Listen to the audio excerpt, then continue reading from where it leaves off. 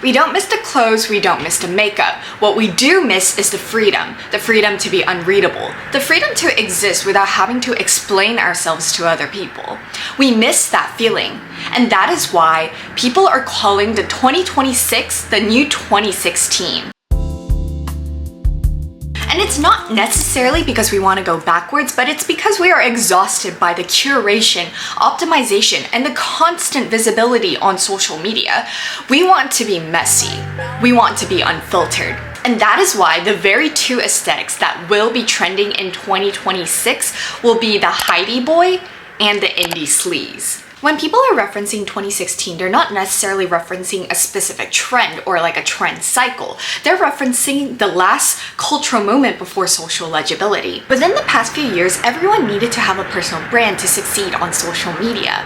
People had to defend what they were wearing, what they were doing. Gender expression also became hyper-labeled. 2016 marked that cultural pause where fashion felt like it was ironic, messy, unresolved. And by 2026, after all that algorithmic pressure that we have faced, we are craving that same exact feeling from 2016. Fashion responds to pressure, and the pressure right now that we're experiencing in the big 26 is exhaustion. Now, I have a feeling that people will gravitate towards clothing pieces and styles and aesthetics that once allowed emotional distance, gender fluidity, identity without clarity, and expression without explanation. This nostalgia splits into two different responses, which will be split between the Heidi boy and the indie sleaze aesthetic. The Heidi boy aesthetic pioneered by Heidi Slimane was often misread as the new masculinity. In reality, it was about androgyny as refusal. When Slimane debuted in Dior Homme in 2001, he didn't introduce a different kind of man. He introduced bodies that resisted gender expectations entirely. On the runway, shoulders were narrow, jackets cropped high and sharp. The models were thin, pale, withdrawn, and they looked very fragile. They did not project power, they projected distance and ambiguity. This was not masculinity rewritten, this was masculinity destabilized. One of the clearest examples was Dior Homme's Luster collection in 2003. The show drew heavily from Parisian nightlife, rock musicians, youth alienations. Models wore wax skinny jeans, sharp black jackets, boots, and slouching postures. The bodies looked almost adolescent. The gender was unresolved. Not feminine, not masculine, just androgynous and distant. What makes the Heidi boy distinct is not because its androgyny is performative. There is no theatrical gender play, no overt rebellion, no explanatory politics. This is androgyny as withdrawal and not spectacle. In later collections at Saint Laurent Paris in 2013 through 2016, Slimane continued this language. Extremely slim suits, soft blouses, sheer fabrics, and rock-inspired tailoring. The result was clothing could sit anywhere on the gender spectrum without naming itself. Heidi boy returns because it offers something rare. The ability to exist without being legible. It doesn't replace one gender with another, it actually dissolves the need to choose. Where Heidi boy controls ambiguity, indie sleaze lets it spill.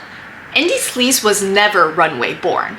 It lived in clubs, house parties, early Tumblr, flash photography. Visually, it included smudged eyeliner, tight jeans, band tees, and thrifted clothing passed between bodies. This was androgyny without discipline. In recent seasons, runway fashion has been absorbing indie sleaze energy. Designers reintroduce sloppy layering, distressed fabrics, sheer tights, party silhouettes. Take Isabelle Marant for an example. Her recent collections provide the spirits of early 2010 Parisian cool.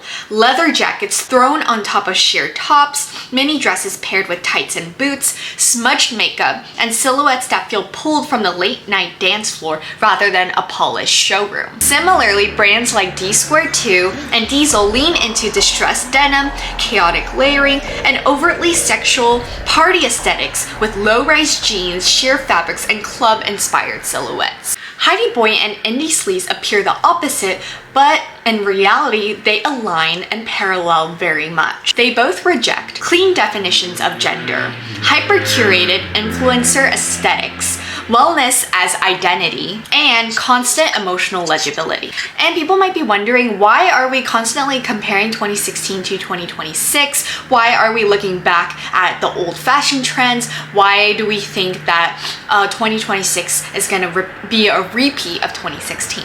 But that is because fashion does not repeat history, it repeats needs. And we are in desperate needs of authenticity, sloppiness, that ironic, messy look. The Heidi Boy and Indie Sleaze aesthetic is not about reviving the past, but it is about reclaiming the mess. In a culture that is so obsessed with curation and clarity, these aesthetics offer refusal. Therefore, these two aesthetics will be the very two that will be running 2026 fashion trends.